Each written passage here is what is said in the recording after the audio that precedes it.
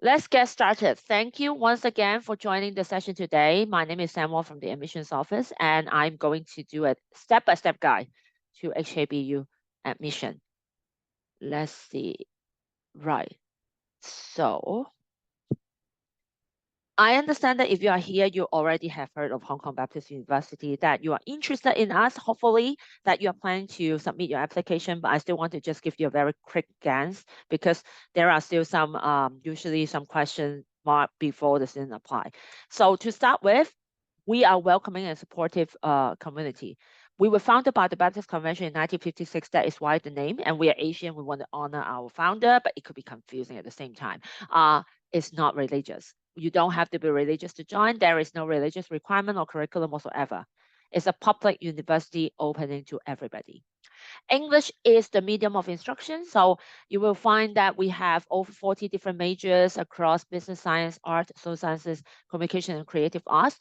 But three of them, three programs, actually four programs, two in Chinese medicine, one in Chinese language and translation, they require Chinese proficiency. Everything else do not require Chinese proficiency. So there you go.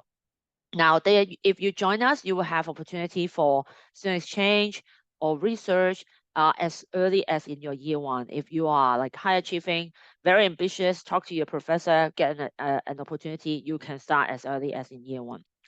On-campus accommodation is available. I'll leave it to you to explore and look into the details. Student visa holder may take up part-time jobs during the semester on campus and full-time outside of the campus during the summer. And internship is available across discipline. And at the end of your program, after you graduate, you can apply for visa extension for up to 24 months. That is 2 years. So that is what we offer or what Hong Kong has to offer at a glance. Okay, I believe or I would hope that before you join this webinar, you have already go to our website. But if you haven't, we will go through that with you later on. And I still strongly recommend that you go to our website and study the information carefully, thoroughly, not just browsing through, but actually, study the website because we have everything listed on the website. So let's move on and let's kickstart on how you can prepare an application to HKBU. Let's first talk about the timeline because timing is important. Now, we have 3 rounds of application. We are right now in the early round. It's actually closing on Sunday, okay? And then we have the main round right after, which will start on Monday all the way until end of January, and the extended round from February to end of May. For the early round, we will review the application submitted in the early round together in one go. So after Sunday, 12 a.m., like actually 11:59 p.m. Hong Kong time, the system will go into maintenance. And whoever submit the application on 11th of November, Hong Kong time, will fall into the main round. Okay. So if you want to apply in the early round, don't wait until the last minute and please check the time difference, right? And for the early round, if you are interested in scholarship or interested in getting an admission result earlier, then you are strongly encouraged or advised to apply in the early round. All right. So does it give you an advantage for scholarship? Why would it give you an advantage? What happened is we will look at all the application in the early round together. And if they are competitive, we will start giving out offer with scholarship as early as in late December. We will start rolling out offers. So obviously, for students or counselors who know us very well, they know that they should apply in the early round. So we usually typically get a lot of competitive application in the early round, and we can run out of the scholarship in the first round. And then you go, oh, so no scholarship for the main round. Well, it doesn't work that way because obviously we will send out the offer and there are always students who would decline that. I don't understand that myself because it's so much work. I mean, if I would you, I would only go for maybe, I don't know, 5 applications. I don't want to get like 500 and then decline all of them, but it happens still. So whoever declined that scholarship offer, it will come back to us and then we will reallocate. So I wouldn't say that if you apply in the main round, you will have absolutely no chance to get a scholarship. But if you you're really keen at getting a scholarship, then you should apply in the early round for sure. Or for some of you who might have heard of the term Bell and Road Scholarship, who are from Bell and Road countries, and we look at your passport, not where you are studying. So if you are interested in being considered for the nomination for the Bell and Road Scholarship, then you should apply by the end of November, the latest, because you need to complete the entire admission process before February, when we start looking at the pool of applicants who have completed the process and nominate the most competitive one to the Hong Kong government for further competition. Okay, so 2 suggestions. If you are interested in scholarship in general, like you want to get a great scholarship from the university, you are advised to apply in the early round.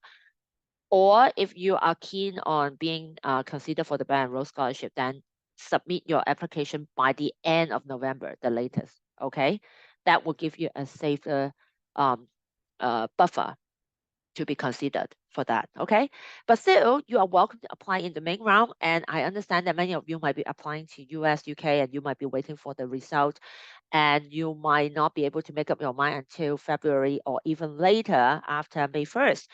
You can still apply even in May. We are open until the end of May, but afterwards it's closed because we want to give you enough time for visa application and so on. Moving forward, programs. For programs, I'm sure you have already go to our website. I mean, otherwise, wouldn't you be considering applying to our school? I want to highlight a few things. First, those circle in green, those that is circle here, these faculties, these programs, they run on what we call, many of them, they are run on broad-based admission, meaning you don't have to choose a major when you apply. For example, BBA, you apply to be year 1 BBA, and in your first year, you can take subjects from all these different concentration. And at the end of your first year, you can choose 1 or 2 as what you want to concentrate on, or minor or double minor. Similarly to science, but for science, communication, arts and social sciences, you can choose 1. You can do a minor, but for major, you can choose within. And the minor could be in other faculty, but the major, you can choose, you can declare your major after your successful enrollment. Now, how do you find out? It's actually spelled out on our website, but for some reason, students always miss that. So you know what? I will go and read that with you together. This is our website. Okay, now this is our website. If, for example, you are interested in BBA, you go to School of Business, you find BBA. How do you know this is a broad-based program? Because it says, this is what it says. Admitted students can investigate different concentration, and they declare their concentration by end of the year 1. So what does it mean? It means that if you are interested in finance, you apply to year 1 of BBA, not finance year 1. And you will not find finance year 1 because there's no such thing. In the past, I mean, not in the past, it's still happening. Many students will actually apply to year 3 of finance only because they can't find finance in year 1 because, well, obviously they fail to read. But you can read. You're smarter because you're here for the webinar. So do you pay attention to that? I will go to science again as well, just to show you and give, hopefully leave an impression that you won't make the same mistake. If you are interested in science, which include computer science or applied biology, if one of those are your interest and you say, for example, you want to study biology, then you apply to year 1 of Bachelor of Science, not year 3 of applied biology. And just so you know, if you are final year high school student, or you have just graduated from high school, or you have just completed first year of a 3-year or 4-year degree, you are not entitled to apply for year 3 admission anyway. So it's always year 1, it's almost always year 1. And if you can't find the major that you're applying for, then it's very likely that they are broad-based program. And again, here in the science page, you can see very clearly is students were admitted on a faculty basis with broad-based education in science in the first year. And they will have a free choice of 7 majors, leading to award of Bachelor of Science below. Okay, so this explains whether they are broad-based. So I'll leave it to your investigation to according to your interest. Moving forward, after you have identified a program or two, you will notice that actually in the application, you'll be able to choose up to 2 programs. And what happened is you will not be considered for your second choice unless your first choice reject you. So your second choice is really just your safety net. You will not be considered by both of your first choice and your second choice simultaneously. It's not happening. You'll be considered by your first choice first. If they give you an offer, you can accept that offer or you can decline, and that's the end of your journey. Or if you unfortunately got rejected by your first choice, then your application will go to the second choice. And that is why your second choice should be really something that you're interested, but also a safety net. Now, one thing you have to pay attention to is that some programs do not accept second choice, and that includes business. And I will go back to business to the website to show you. Where is it? So for business, and it applies to all other programs that does not accept second choice as well. It's at the end of the web page of that particular program. Remarks. For international applicants, school or business will not consider second choice applicants in admissions. What does it mean? It means that if your first choice is, for example, science, and you choose business as your second choice, if science reject you, your applications go to business school, you will be rejected right away because they have it clearly stated that they will not consider second choice. So this is a very common mistake. Another mistake is that because for business, you can actually apply to either accounting or BBA. And many students will actually choose BBA as the first choice and accounting as the second choice. But business school does not consider second choice. So you're just wasting your choice. So be careful with that. Okay. So be careful when you choose the second choice. Make sure that you double check whether they accept second choice. Otherwise, you're wasting it. All right. Okay. Going back. Number 3, qualifications. Qualifications. What are the entrance requirements?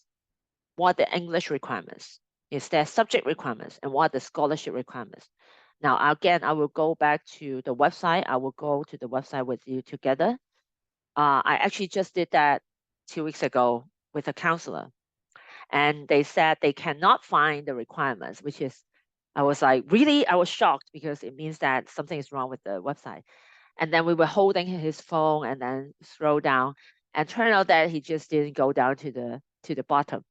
And it's not that far off. So if you go to our website, you will see there's admission requirements, right?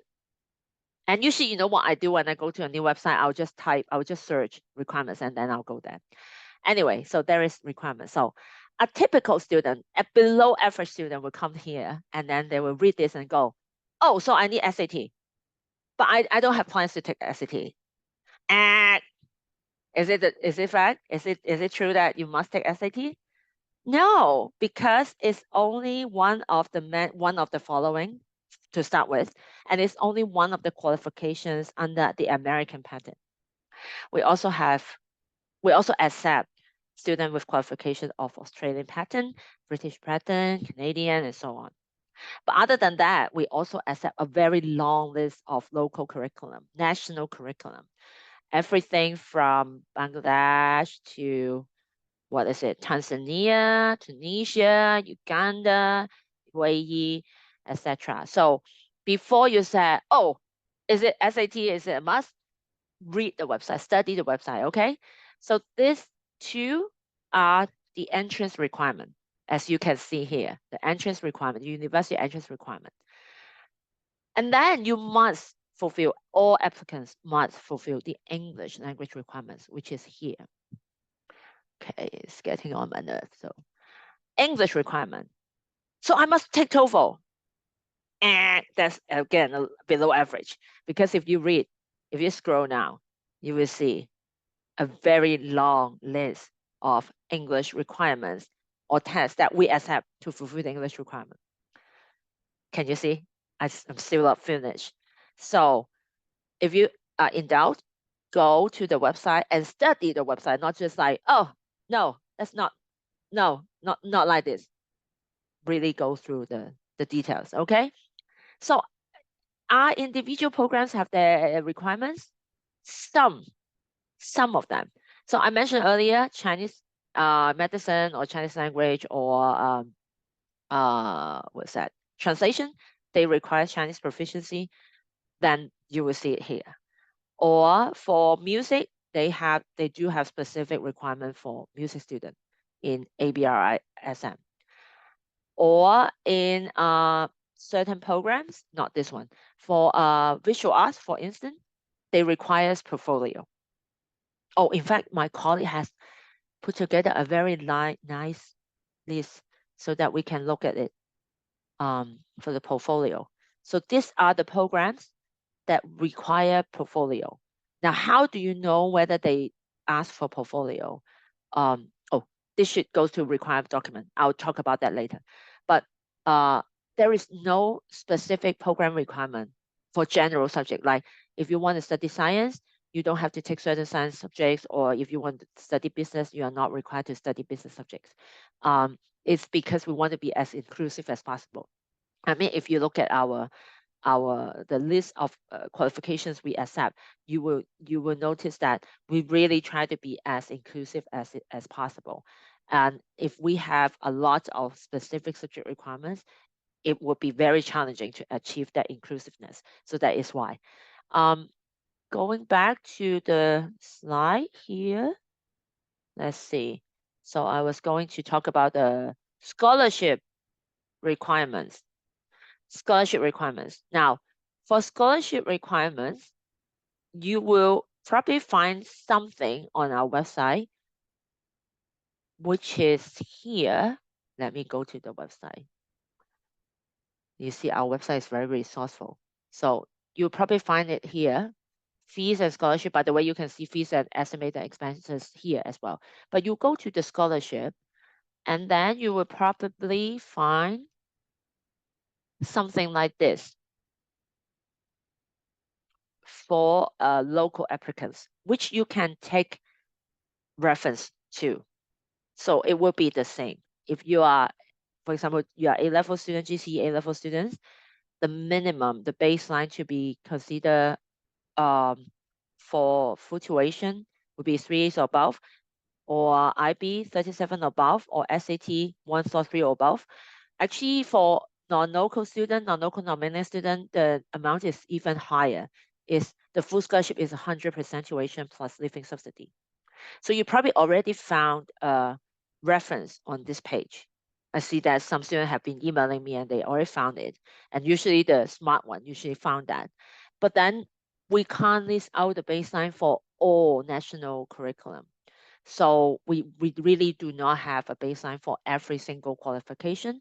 And it would be hard for me to say anything about the score because we do take a holistic approach.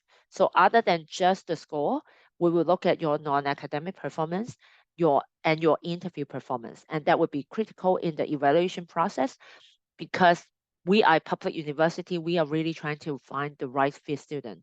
Not only you are the right fit for us, but we also will hope that you find us as the right fit for your higher education. So it is a very holistic process. So I have students, especially this year, many students email me and say, so I have this and that. I have a 39 in IB. Do I get a scholarship now? Like, can you guarantee or can you guess my chance? I cannot guess your chance because the faculty, they do look at everything and they are the one who make the final decision as well. So I cannot guess. It's always as good as it gets. You know, if you're asking about score, 90 is 90 good, it's competitive, but does it guarantee a scholarship? No. And at the end, award of scholarship is subject to competition and availability. It's always like that. And that is why timing is important because timing will affect the availability of the scholarship because we will run out of scholarship. We can run out of scholarship. Okay. Now, I will continue the presentation first. Again, people always indulge in information about scholarship, but no, we will continue to the presentation first. Number four, required documents. So what do you need to apply? As a final year high school student, which means you are either going to finish your high school, graduate from your high school next month, or you are going to graduate next summer. These are what you need. Number one, passport copy. That is a must. Without a passport copy, you cannot submit your application, and we will not process that as well. If you don't have a passport, you are in the process of applying for one, then you can upload your national ID first. If you do not have a passport yet, you will not have a passport number, but you can input a dummy number. I will explain to you later. It's possible. So do that. We definitely need your latest transcript. If it's confidential to you, then your school will send it to us directly by email. They can do that, quoting your name or your application number. Predicted grades is compulsory for IB, optional and encouraged, advisable for A-level, and optional for everyone else because not every single curriculum has a predicted grade. And again, if they're confidential, they should be sent by your school. English test result is optional at the time of application. It doesn't mean that you don't have to fulfill the requirements. It only means that you don't have to submit the test result at the time of application if it's not available. For example, you have scheduled yourself to take an IELTS test next week. You can just type, you can indicate next week is the time when you are going to take the test, and then you can submit your test result later. Or if you haven't identified or secure a slot yet, it's fine. We will ask you and you can let us know that I have a plan to take the test maybe in January after I finish all my IB exam or graduating from high school. Okay, it's possible. Personal statement is optional, but if you are interested in a scholarship, you are encouraged to submit one. Recommendations are optional, but again, if you are looking for scholarship, you are encouraged to submit one. For the personal statement and recommendation letter, because they are optional, there is no guideline whatsoever. No guidelines on the content, on quality. But I would say, for personal statement, only write what you mean. Do not write personal statement only because you think that I should. And really do not submit the same personal statement to 10 schools. It doesn't work that way. And we can tell. And also ChatGPT, you should write it yourself. But if you are consulting ChatGPT, please make adjustment and modification because we can tell easily. Ask my colleague, we can tell. We can all tell. And it might not be working towards your advantage. So be very strategic with your personal statement if you are going to submit one. And for recommendation, try to be relevant. Usually if you are studying in a school with a counselor, then they will manage very well. They will support you very well. But if you don't have a counselor and you are not sure whether you should get a recommendation, do not force yourself into finding an uncle or a former employers where you work in a kiosk to write something that might not be as convincing or it might not be relevant to your application. So that's why we keep it optional because not everybody have the luxury to have a team of counselors or a counselor or a subject teacher who have that time and space for that. Okay. Now, if you have any other supporting documents that you wish to submit, you are welcome to. And what are they is your decision. What are the supporting documents that you think should be included in the application that will help the faculty member to understand where you're coming from or how we can identify you as the right fit, as the right student for both of us, then just go ahead and submit that. All right. If any of the documents that you submit are not in English, then please translate them into English and ask either your school to verify that or ask someone to notarize that or have it notarized. All right. Now, the tips here about portfolio is that you don't have to upload your portfolio to the online application system. So for the programs that ask for portfolio, usually they will send you instruction afterwards. After you submit an application, after we verify that, confirm that you meet the minimum entrance requirement, then you'll be given instruction on how to submit your portfolio. So you can buy time, okay? You can buy time. Now this is for the final year high school student. If you have completed high school, say last summer, this summer, or last summer, or you have you are studying in currently in a post-secondary institution, or for many Burmese students, you have your study have been suspended. Don't worry, go ahead and apply again. Same thing, passport copy or national ID. We need your high school graduation diploma, or for example, for Burmese student, your matriculation exam, or whatever your the high school graduation diploma equivalent in your country. And then if you have any public exam result, go ahead and submit that. It's not required. SAT is not required again, but if you have any public exam result, go ahead and submit that. And then your transcript at the postgraduate, post-secondary institution, either you're currently studying at or the one you have last studying at. Okay, we need the transcript. Same thing for English test result, personal statement, and recommendation. And that is it. That is it. Okay. Same thing for non-English documents and portfolio. So what is different is that we need your transcript from your post-secondary institution. That is for sure. All right. And if you are studying in a post-secondary institution, please do not hide it from us. And wherever we see someone who have graduated from high school before they apply to HKBU, we will also ask you, are you on a gap year? What have you done? You have to spell it out. And of course, you have to be honest with your application. This is also one of the requirements in the declaration. You have to declare that everything is true and you are, honest about it. Now, for the portfolio, I showed you just now, this is the list of programs that ask for portfolio. Now, how do you know that they ask for portfolio? For example, visual arts, actually many of the creative arts program, but so visual arts, and you know what? I'll do this again. I'll just type portfolio. Candidate are required to submit portfolio, and for portfolio submission, they have guidelines and details. So go and study. That is how you find out whether they require a portfolio. Okay. Then let's go back to presentation. This is not even half of it. The main part is going through the application. So this is it. Let's go to the application. I will go to the application together with you. I will log in first. And then, okay, let me go to the application with you. And this is the gist of today's webinar. Okay, when you go to our online application system, or whatever website we go to these days, we usually go straight to sign up or sign in. But in fact, it's not that. The first page is this. And what is missing here? If you jump to sign up, you miss the whole guidelines. That should be the first thing you read before you do anything.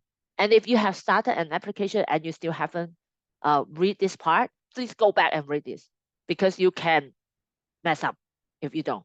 So go do that. That's for sure. That's first thing.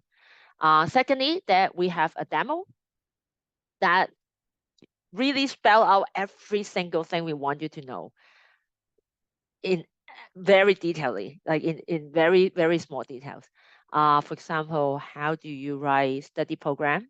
Which is a question for so many, but like how to choose a study program, but it's actually there. So, or personal particulars, we actually teach you how to write personal particulars. So please make use of that. Okay. So this was the first page that you see. Go read this part before you click sign up. And that's only one thing to choose. So non-JUPAS, government funded program, direct, non-JUPAS. Okay. Now, signing up is no rocket science, right? Why do I have to go through with you? Well, first, password.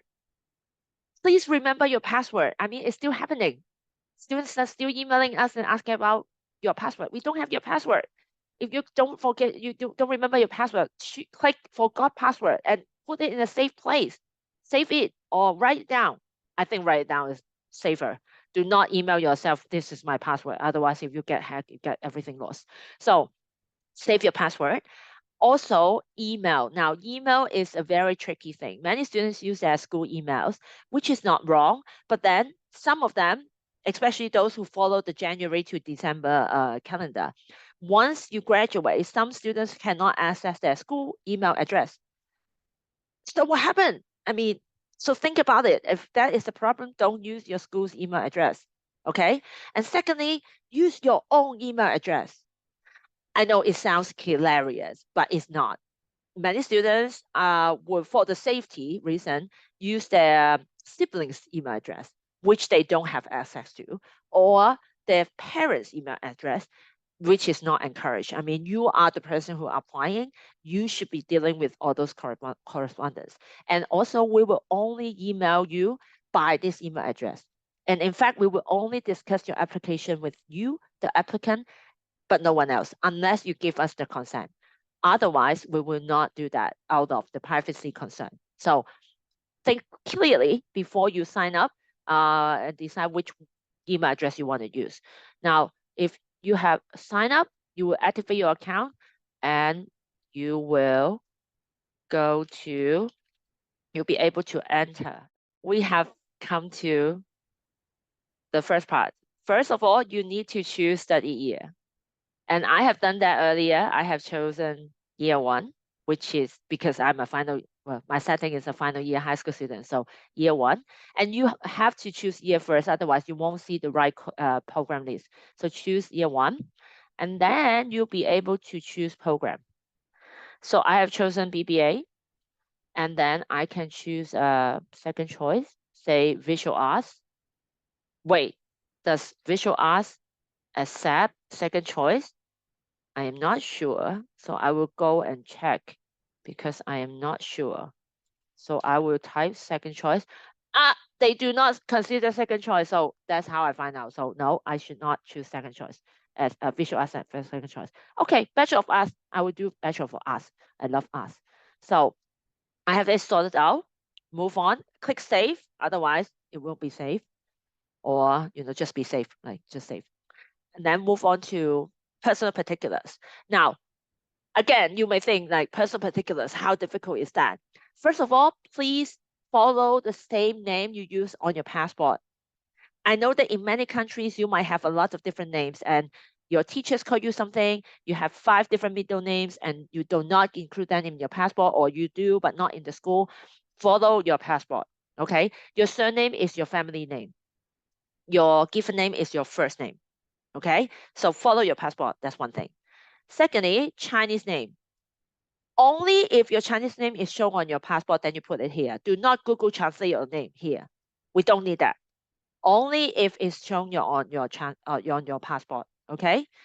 Are you a local student? I believe no, because at the beginning I asked, I said this session is for international students only. So I believe that only the non-local students are staying here. So you should take no, and then choose the country of your origin, and then your passport number. Now, uh, if you don't have a passport yet, you probably have to come up with a dummy number. And this is a wrong example. You should come up with a dummy number that is so fake that we will know right away that it's a dummy. Otherwise, we will think that it's a real number. And then we will ask you why it doesn't match with your passport copy later on. So make a very fake one. And then address, no problem. Are you studying overseas? It could be yes or no if you are in Hong Kong, but you are an international passport holder and you have your dependent visa after you were 18, then you are still an international student. But most of the time, you are studying overseas, which means you are studying outside of Hong Kong. So the answer should be yes. Phone number is important because if anything is important, urgently we need to contact you, we will call that number. For some reason, so many students will give a wrong number in the past and we can't reach them out even when it's in an urgent situation. So put down the right number. Are you a Chinese speaking applicant? Okay. If you love Chinese TV drama and learn some Chinese, don't say yes here.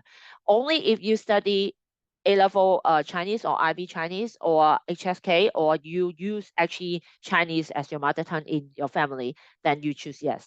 So if you only know some or you learn Chinese on Duolingo, don't put yes here, okay?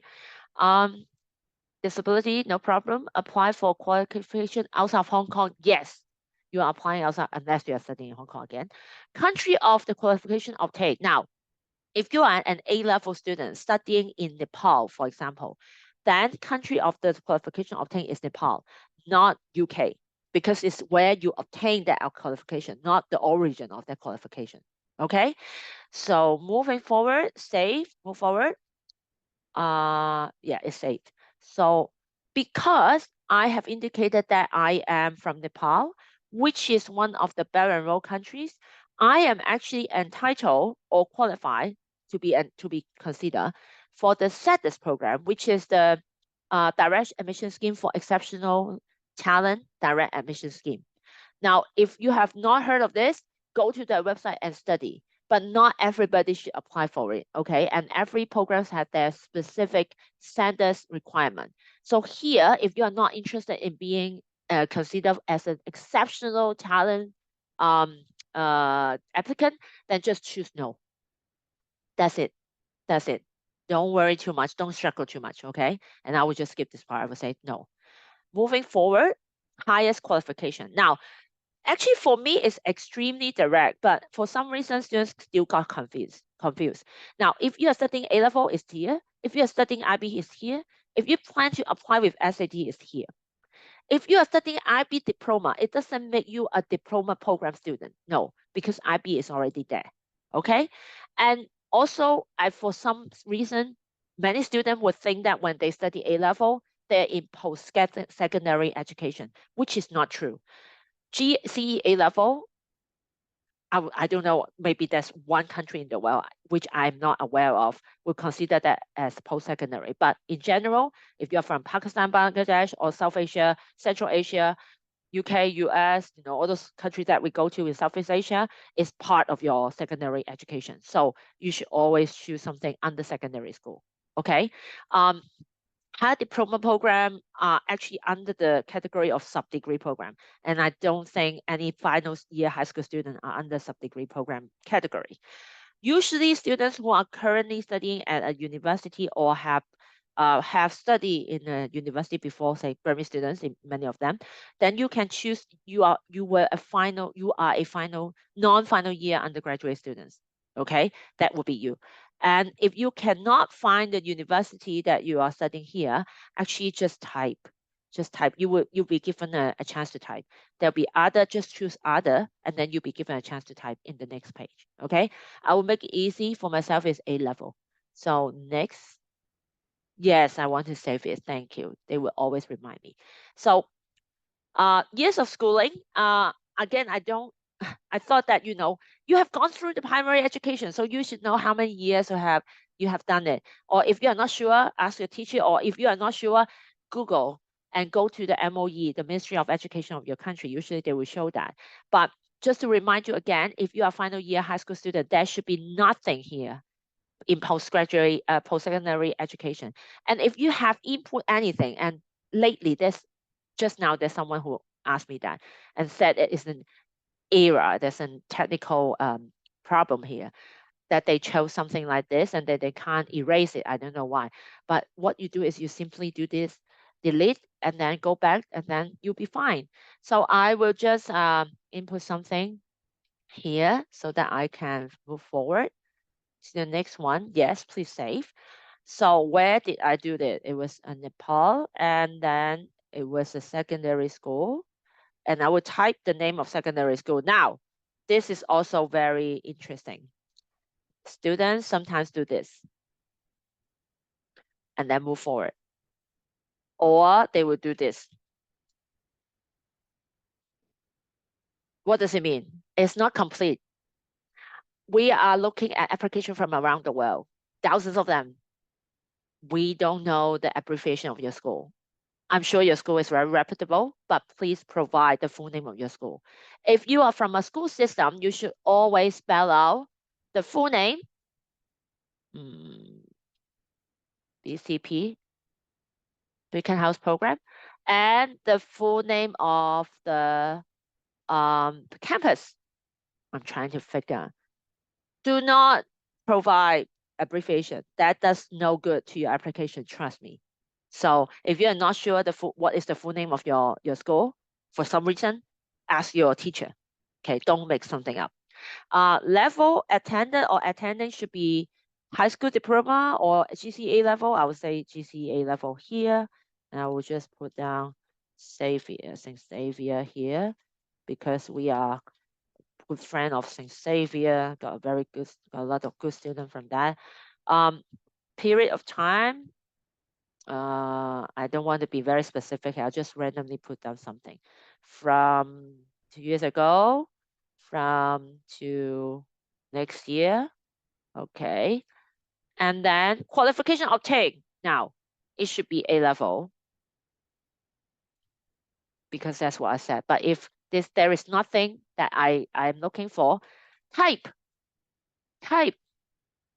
You can also do that too. Okay. You can also do that too. But this time for this one, I will just choose A level. Okay. Save and next. For secondary education, what should I put in here? Nothing, because I'm a final year high school student and my A-level study is part of my secondary education. So nothing. So next, other academic professional qualification. If you are a registered social worker, then complete this session. For other applicants, you may provide information in this session if applicable. Not applicable for me. I'm a final year high school student. I don't have any professional qualification, and my academic qualifications was already indicated in the previous page where I say I will study A level. So no, nothing, not required. Only if you are, you know, you find it applicable, but no, not for final year high school students. So next, HKCE exam, what is that? And then sometimes this is again below average student. Go to us and say, I don't have HKCE, what should I do? Well, go there. It's under examination result, and then you should find the respective one. The respective one. For example, for me, for my situation, I should go to GCE. And then I choose. Obviously, I haven't taken my GCE exam or A-level exam. So I will say I will attempt, year of attempt, next year, June. And then I will start importing what I'm going to study. Art history, yeah. No grades because I don't have it yet. So save. And then I will add multiple subject because I will take more than one subject. Okay. So you do that and then just save. If you have taken multiple things, A-level, SAT, then just go ahead. Okay. But mind you, please read very carefully. If you have already sit for IGCSE, GCE, you should add it here, and also you should submit the supporting document, like the actual result later on. And you will also be asked to provide the original. So it applies to all the exam itself. For SAT, you have to authorize College Board for us to attain your result, and you can find our code here. Similarly to IB, you should put down your school code and your personal code. Now, if you do not have your personal code yet, because your school is registering for you right now, email us, let us know, okay? But don't leave it blank, because if you leave it blank, we will think that it's incomplete, we will not process, okay? So follow up on that. And again, you see there are a lot of instructions and they are different for different programs. So do read instruction. They are very important and they are important to the success of your application.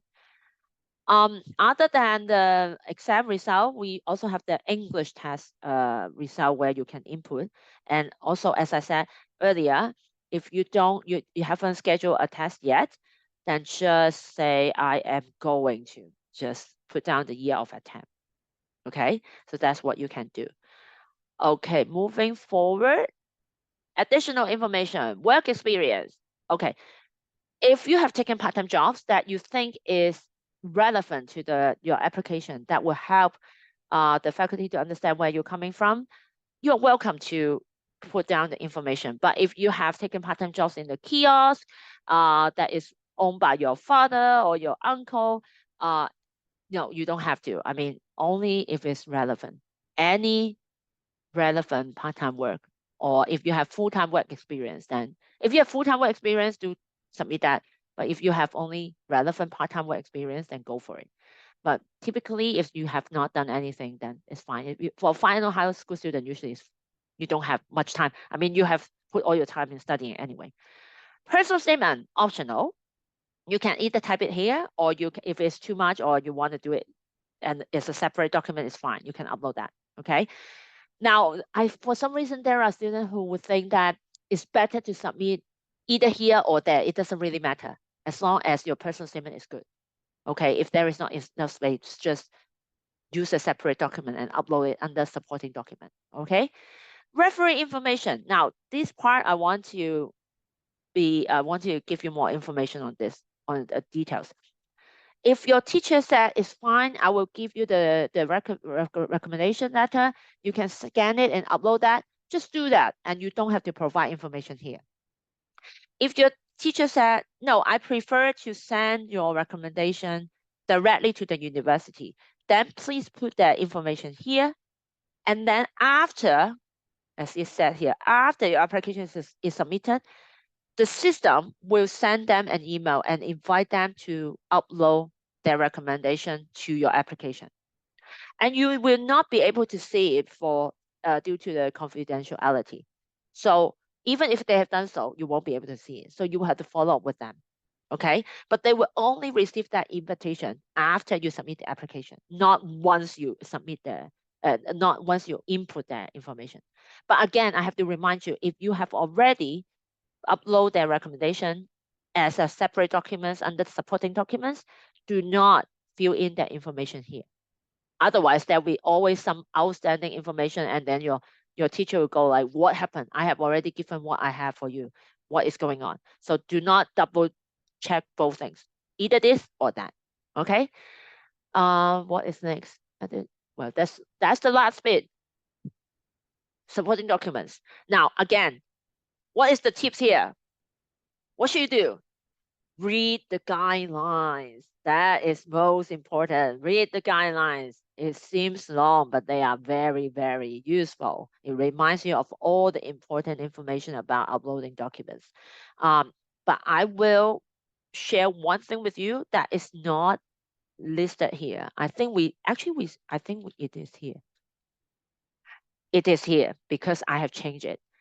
This tips is more important than you would have thought. Name the file according to their nature. If it is the transcript, name it as the transcript. If it's the IELTS, name it as the IELTS.pdf or .jpg. Don't leave it like scan 1, 2, 3, 4, 5, 6. It will only cost a lot of time, cost my colleague a lot of time to find out which one is which, and it will not do any good to your application. And honestly, how do you figure out which is which if you have all those names randomly, right? So do that. Help us to help you. Okay, do that. PDF is preferred, but JPEG will also work. Don't submit Word. I would not recommend that. It's very unprofessional in many ways. So try to do that, PDF or JPEG. Or print it out, print as PDF. I think free PDF app can do that too. So I'm not saying that you should buy PDF. Don't do that. You are a high school student, save money on that. But yeah, try to do that and or ask the teacher to help you. That would be a preferred format. And I must say again, I said it before, but I will say it again. Do submit your passport or national ID. That is something non-negotiable. If without that, we cannot proceed, because it's very important to find out whether you are an international student or a Hong Kong student or a Chinese students. They all go to different scheme, or they are being processed by different team. So that, and they have different quotas as well. So that's very important for us to identify that. Now, if you are ready, after you get everything ready, you have all the documents ready, you read the guidelines, then you can start uploading stuff. And then you can go to the submission page. And what is the tip again? You already know, because you are here with me for some time now. You should read the declaration carefully. And not only because it's a guideline, it's really a declaration because you are vowing on something, like because you agree on something. This is like a contract that you sign with us. And that's why you really should read every single details on this declaration. Okay, so I would say read the declaration, and then you can submit your application by paying the application fee. So at the moment, we only accept these 3 application payment. Usually it's student will choose a credit card, and beware, we do not accept debit card. is either Visa or Master. Or if you have WeChat Pay or you need an online payment, then you can use that, but not debit card. Okay. If you don't have a card, see if your family can do that. So someone else can do that for you. Your teacher can do that for you as well. So you don't have to be the card holder. Okay. So that is the end of the application. Very glad that we finished it in almost an hour. So I will go back to the few last bit. What is the tip here? I think you already figure out throughout the process, you realize that reading is very important. Reading is really the first step to success. Trust me. From the website to the guidelines to the application, it is the most important one. Read everything carefully. That's number one. Secondly, proofread, proofread, proofread. Not just your personal statement, but your entire applications. I have students who spend a month working on their personal statement, but then spell their name wrong. Yes, their name was wrong, or their school's name was wrong. You don't want that. Proofread your application. Now, there is no separate application for the university admission scholarship, so don't look for it. You don't have to. But as I said, if you would like to be considered for scholarship, you are encouraged to submit a personal statement. Program choices cannot be changed after submission. So think twice, thrice, multiple times until you are very sure. Check before you submit. Okay. But one good news, you can add documents after submission. You can actually continue to submit supporting documents after your submission, but you cannot change the program choice. Okay. Now, what happened after the submission? If your application is complete meaning there is no outstanding information, no missing information or documents, then we will review them. And if we find them eligible, like if you meet the minimum entrance requirement or you will meet the minimum entrance requirement, then we will send it to the faculty for their review, and shortlisted student might be invited for interview. Most of the programs invite students for interview. Some will actually give direct offer, but if they want to give you a scholarship, they will for sure interview you. That is a requirement to get an approval for scholarship. So they will for sure. So if you are being invited to the interview, it's actually a good sign in some way. And that will be the invitation will be sent by email and it will come from the faculty themselves. So you should check your email very frequently. And you should also check your junk mail box and your spam box. Okay. If your application is successful, you will receive an offer via email.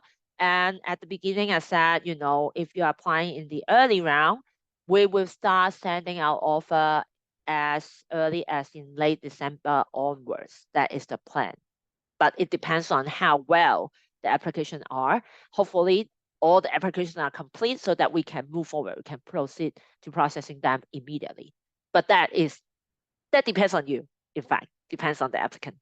Now, after you receive an offer, if your application is successful, on the admission offer, you will find out whether you get a scholarship as well. Most cases, we will tell you that you get a scholarship or not. But if you are applying to programs that are extremely competitive, say Bachelor of Science, then you could fall into a waiting list immediately. But you'll be informed that you are on a waiting list. Now, when you are on a waiting list, you are still on the run for the scholarship, but it could take a while. It could take quite some time. And that is why we said you want to apply in the early round because you don't want to fall into the waiting list right away because it could take a while. Now, if you're giving an offer with or without scholarship, you'll be given a 2-week time to accept the offer by settling the admission confirmation fee. Last year is 10,000, which is around 1,200 US dollars, 10,000 Hong Kong dollars. I think we are still reviewing the amount. I don't think there will be changes, but we will keep you posted. I mean, it will be listed on the admission offer. And the confirmation fee has to be settled by the offer deadline. Otherwise, the offer with or without the scholarship will be revoked. It will be canceled. It will expire. Okay. Can you ask for extension? Most likely not, especially for scholarship, because there are a big pool of people waiting for the scholarship. So you have to think very carefully whether you really want it. And then if you are given a scholarship offer, then you should take action quickly, timely. So very likely you will, I mean, for most students, they receive a conditional offer, because if you are final year student in the high school, then you probably won't take your final exam until next May or June. So it could be a conditional offer, but conditional offer could also come with a scholarship. For example, it could be an offer with scholarship on the condition that if you achieve A's in 3 A-level subjects, not including English, and the same subject cannot be counted on both AS level and A level, then you will receive both the admission offer and a full scholarship to a Bachelor of la la la. So that is possible. Okay. So conditional offer, yeah. And if you are already graduated from high school, then it's possible to get a firm offer. Now, after you accept the offer, we will start treating you like a BU students. Whether you are on a conditional offer or not, we will start preparing you for the arrival in Hong Kong. We will start helping you, supporting you with your student visa application process. And last year, this year, when I talked to our freshmen, everybody sing grace about our team and how my colleagues support them and make the process easy. So I'm proud of my colleagues, but also happy to know that we could really of help. Now, we will also line up a series of webinar to help you to prepare for this transition, because studying abroad is hard. I mean, studying abroad is challenging, not hard. It's challenging and it could be scary. So we would try to help you by inviting current students to share with you their experience, or meeting with the faculty members, try to ease things up for you. So that's what is going to happen. And that's the end of my presentation. If you have any question, you should always first study our website, because on our website there are many answers to many questions. And if you cannot find the answer, you can email us. So if you have opened an account, you will receive email from us right away, giving you some very good tips, and also a specific email address to the dedicated admissions manager for your specific country, whom you can contact. So you can either contact that person, who is like someone like myself, very knowledgeable about the process, who can walk you through and give you insight, or you can just email AL Direct, and we will always direct you to the right place. Okay, and this is officially the end of the presentation.